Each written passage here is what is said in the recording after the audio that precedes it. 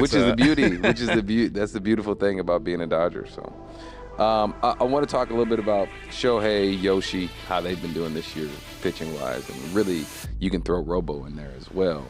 They've really, every 5 days from my perspective So I want to talk a little bit about pursuing the three-peat. Obviously, everyone knows that. What do you think we really need to do to get there? Man, we just keep doing the same thing we've been doing, and it's for us, again, we show up every single day. Well, I never try to do that, but the Dodgers are just the best roster. They're the best roster in baseball, and I don't think it's close. That's my takeaway.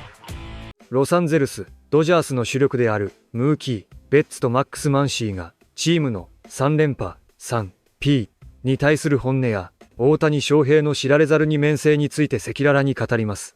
さらに防御率0、70未という驚異的なスタッツでサイ・ヤング賞と MVP のダブル受賞すら噂される大谷の異次元のピッチングや専門家たちが球界最強と絶賛するドジャースのロースターの誠の実力、そしてシーズン終盤に潜む故障リスクというアキレス腱までを徹底分析。最強軍団ドジャースと怪物大谷翔平の現在地をまとめた総集編をお届けします。ぜひ最後までお楽しみください。Thing about being a Dodger, so I want to talk a little bit about Shohei, Yoshi, how they've been doing this year, pitching wise, and really you can throw Robo in there as well.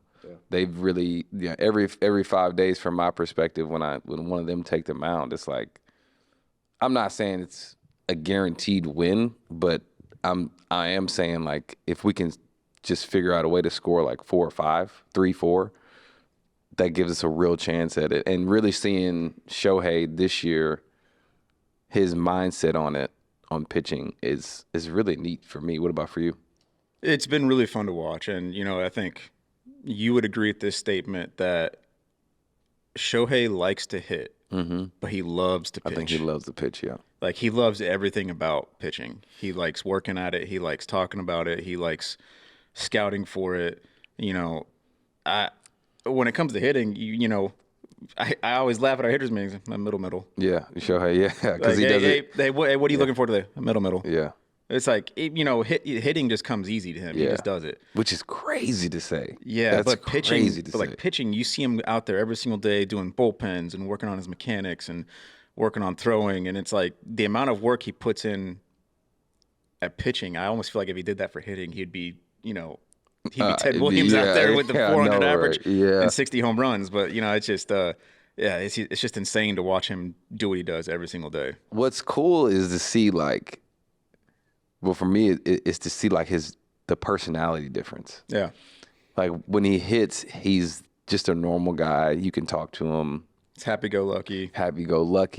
But when he pitches, it's like it's a killer. Yeah, he turns into a killer out there. Yeah, man. There's don't talk to him. Don't get in his way. Don't mess him up. Yeah. Let him do his thing. Make the plays behind him, but don't goof off around him. Yeah. He don't like none of that. Dead serious. But then when he's hitting, he's goofing off around everybody. And so it's like it's just weird to see. But I mean, hey, I guess it is what it is. And then Yoshi, obviously.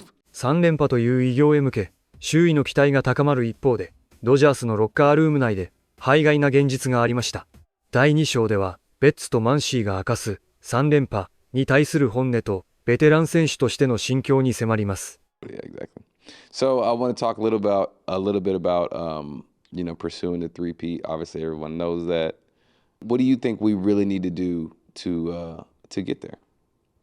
Man, we just keep doing the same thing we've been doing, and it's for us, again, we show up every single day. We don't let anything carry over from previous days, except for on the bus.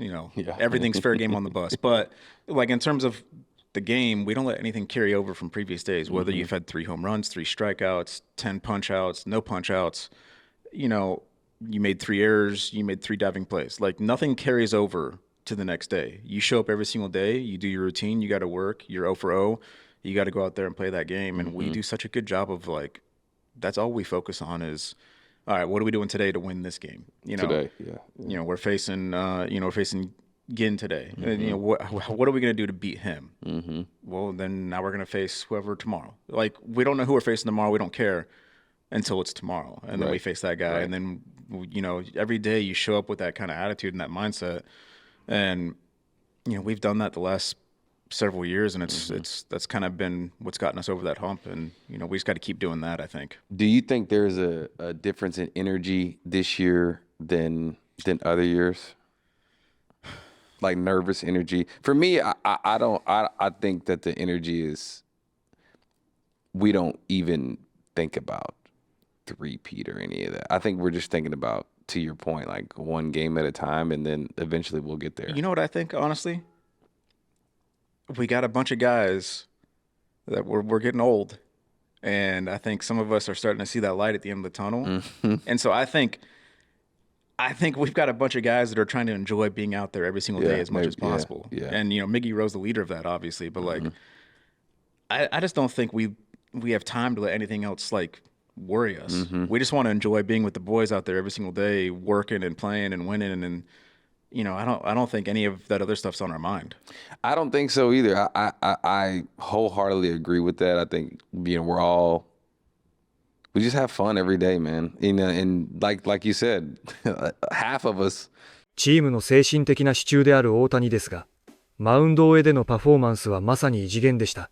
第3章では防御率0、70未という驚異的なスタッツを残し、MVP とサイ・ヤング賞の同時受賞すら囁かれる大谷の歴史的無双ぶりを深掘りします。I think I'd love to be in on those discussions with him. Like the Dodgers and Ohtani, like what do you want to do? Like they can't really suggest things for him because how do they know? They've never dealt with this before. They just do their best having an open line of communication. But wouldn't it be fascinating to be like, Shohei, like, all right, we want to sit you for a few games when you pitch. What do you think he said? Like, you think it was like, all right, let's try it?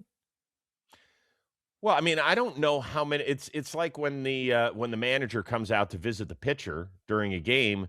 How many pitchers would say, "Yeah, you know what, I'm probably done." Although Mizorowski the other day did go up to Pat Murphy and said, "Hey, I think I can give you the 6th, but I don't know if I've got much left."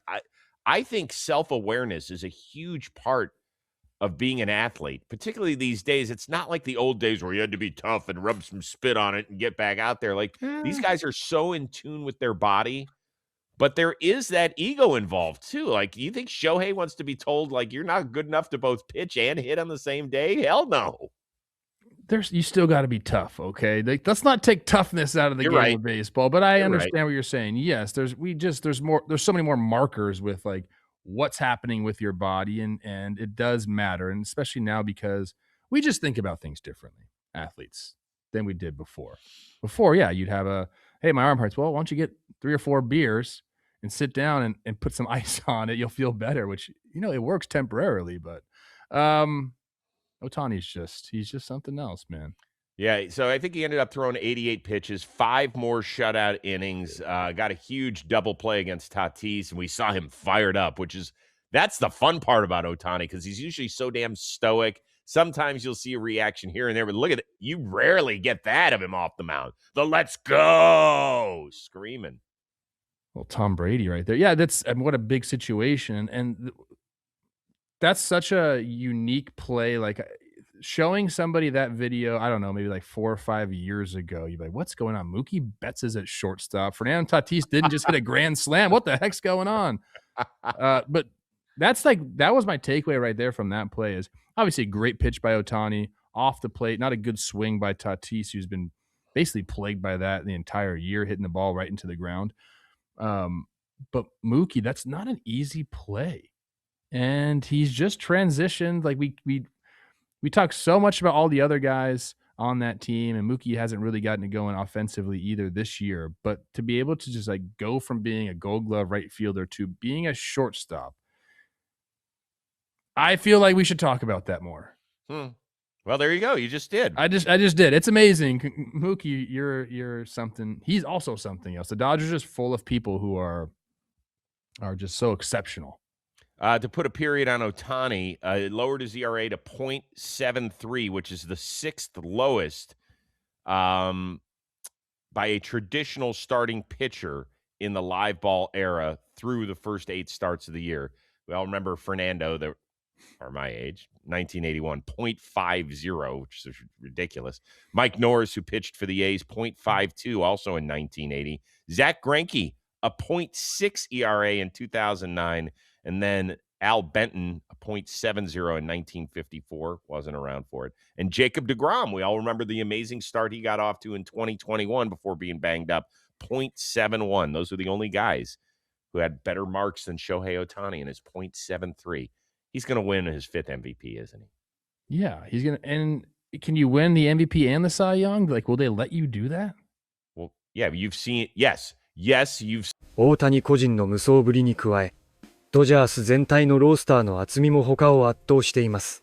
第4章では、専門家が球界最強と太鼓判を押すドジャースの戦力と、まだ本力を出していないという恐るべき現状を分析します。Series is what? Anything?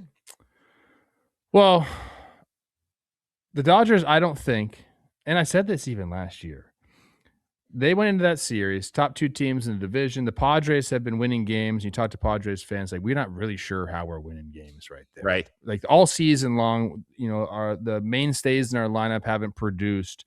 You can look at the starting rotation and be like, okay, what's going on here besides basically Michael King and Vasquez? We know the bullpen. So I feel like they've performed as well as they can considering the situation. The Dodgers, to me, haven't played their best baseball yet at all, and they're sitting here at 31 and 19. I just think when you go up and down this lineup, and we talk about the Braves right now, we're going to talk about the Rays. This is not a hot take. I never try to do that, but the Dodgers are just the best roster. They're the best roster in baseball, and I don't think it's close. That's my takeaway. Okay. Going into San Diego and winning games like that, very difficult. And they just went and did it. And again, I don't think they played their best baseball.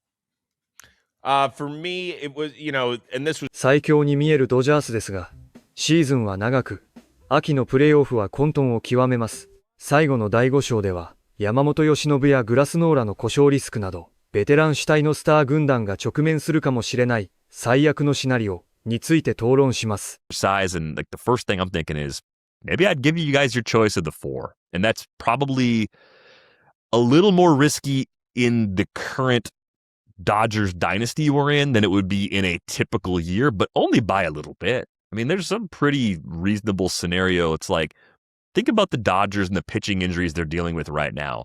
They don't get to choose when bone spurs are going to be a problem for their pitchers, or when Tyler Glasnell's tall guy back stuff becomes an issue, or if Yoshinobu Yamamoto is going to have some shoulder trouble like did a couple years ago. Those things can pop up at any time. And I think for a star-powered older roster, the wear and tear of a season can build up and come and bite you in August, September, and October, even if it's not biting you badly right now. What does the Yankees look like? 今回のドジャースの3連覇への挑戦と大谷翔平の無双ぶりは、現代メジャーリーグにおいて最もエキサイティングなトピックです。